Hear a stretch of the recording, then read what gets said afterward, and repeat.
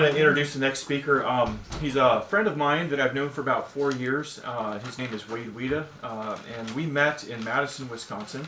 I've been mentoring him for a while, and he's recently back from a year-long mission trip that took him to 14 different countries in 1 year.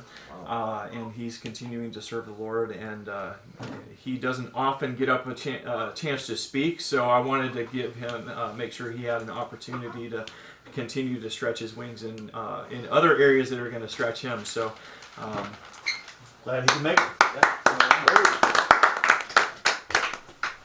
So, as he said, I am Wade. I am them, who's actually a scientist.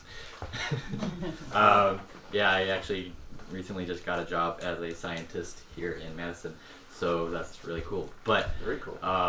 Yeah, I went on a 11-month mission trip that was actually supposed to be 11 countries, so like a month a country, but in Europe, right, we got to go a bunch of different countries. Going to Iowa.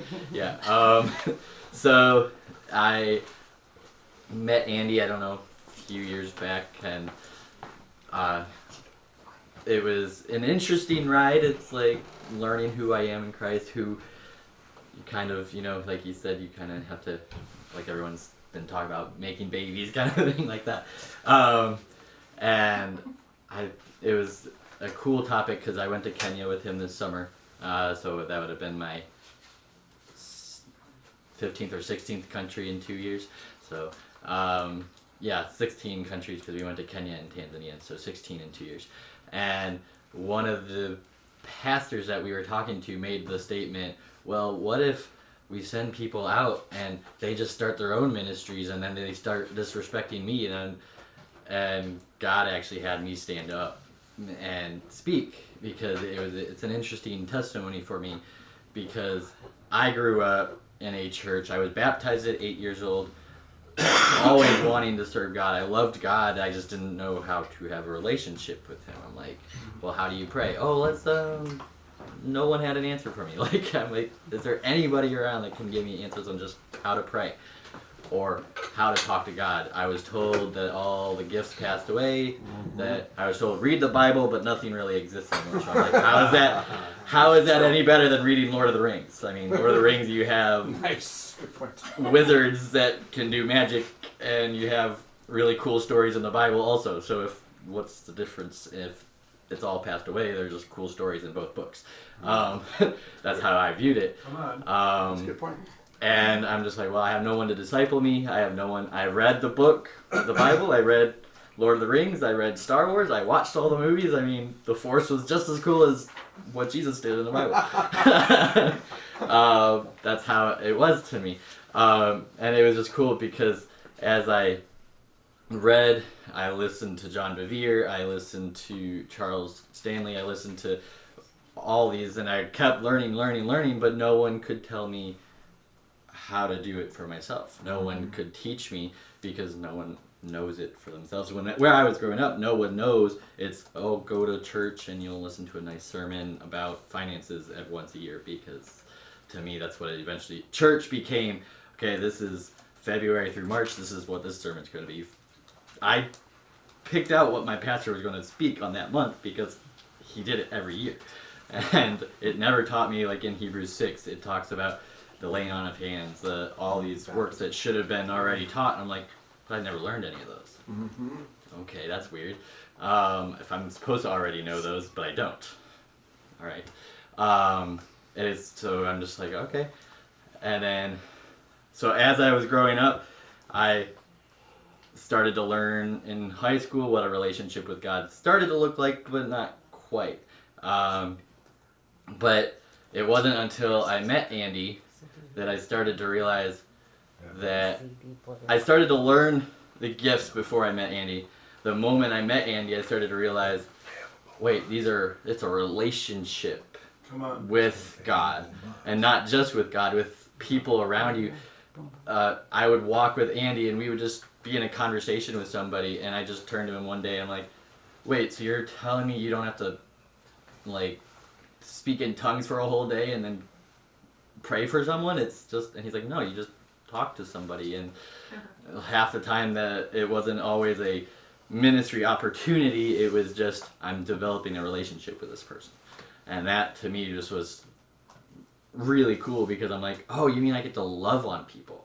Yes. Just love them. There you go. And that's all it is. And that to me was awesome, because I'm just like, oh, so I can learn all these things, and if God has me lay hands on the sick, I can. If He gives me a word, I can. If he wants me to just spend the day with them because, you know, people are lonely and they want friends, then I'm like, oh, because my testimony is I almost killed myself probably 2 years before I met Andy. Wow. And it wasn't because I hated my life. I didn't know my value. That's why I almost killed myself. I was like, well, if I'm not worth it in this world, I might as well go and be with Jesus. I mean, that's how I viewed it. It wasn't, oh, I hate my life, I'm going to kill myself. It's, I don't have value in this world. No one wants me here. Come on. So I'm going to just go and be with Jesus now. Of course, Jesus intervened and goes, no, I want you here. And then that changed everything from that moment. Actually, you changed my life too. For the good or bad? For the good, because I think it was right when I met Andy, or maybe it was before, I don't remember, but I went to one of your prophetic meetings here in Wisconsin, and you spoke to me, and that was the first time I've ever experienced prophecy. Wow. Was one of your meetings. Wow. And I remember almost word for word what you said to me. But, yeah.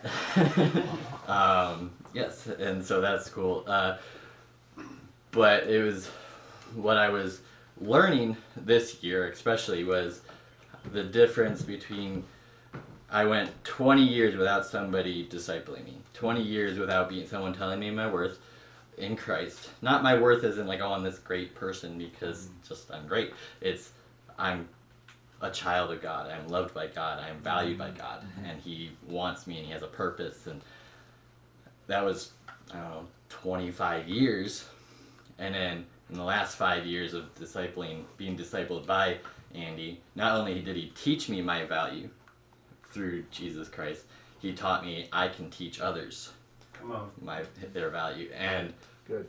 So it's just really cool to know that, like, I can, I even said it today, I'm like, I noticed growing up that when there was a lot of problems in this world of high schoolers and teenagers and middle schoolers growing up not knowing their value or not knowing that they have a place in this world, we can stem off all these problems by discipling them rather than, oh, go to church and you'll learn all yours. And it's like, no, you have to have one-on-one relationship with people. And that's why I love your ministry up there. I'm just like, I want to work with those kids. Good. Come teach science. Yeah, that would be great. Actually, I did that in Indonesia. So, yeah. There you But, go. yeah, that's pretty much it.